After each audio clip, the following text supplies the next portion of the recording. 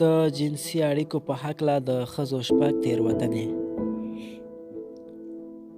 لومړی، روغتیایي ستونزه.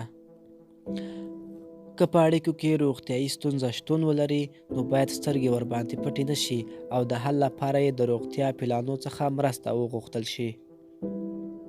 دویم، د جنسي اړیکې د پیل کولو تمه د مقابل طرف څخه. ډېرې ښځې د مختلفو اندېښنو په بنسټ په تمه وي چې جنسي اړیکه یې خاوند پیل کړي. فکر کوي که دا د جنسي اړیکې د پیل کولو خواهش وکړي، دا شرم دی. د دې سره به د خپل خاوند په سترګو کې ډېرې شهوتي په نظر ورشي، یا ځان د دې غوښتنې سره ورته بد اخلاقه او ساده ښکاري. حال دا چې که خپله ښځه جنسي اړیکه پیل کړي، نو د خاوند یې په ځان باور زیاتیږي. دریم، په خپل بدن نه باور. ځینې ښځې بیا په خپل بدن باور نه لري، په خپل وجود ډېر مشغولې دي، خپل وجود یې یو ډول نه خوښیږي. له دې کبله د جنسي اړیکو په وخت کې غواړي چې تیاروي. څلورم، جنسي اړیکې د خپلې موخې لپاره کارول. ډېرې ښځې جنسي اړیکې د یوې وسیلې په توګه کاروي.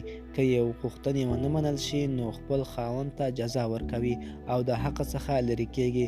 ښځې باید خپلې غوښتنې د جنسي اړیکو سره ګډې نه کړي، که نه خاوند به یې د دې کار په تکرار سره په خپله ښځه بندیته شي او یا به یې ورڅخه زړه سوړ شي. پنځم، د خپلو جنسي اړیکو په هکله خبرې نه کول. ډېرې جوړې د خپلو جنسي اړیکو په هکله خبرې نه کوي، په دې نه پوهېږي چې د خپل خاوند یا ښځې یې څه خوښېږي او څه یې نه خوښېږي. صرف ځینې اټکلونه لري چې د ژوند دومره مهمه برخه باید اټکلونو ته پرې نه ښودل شي. شپږم، د جنسي اړیکو په وخت کې نورې خبرې.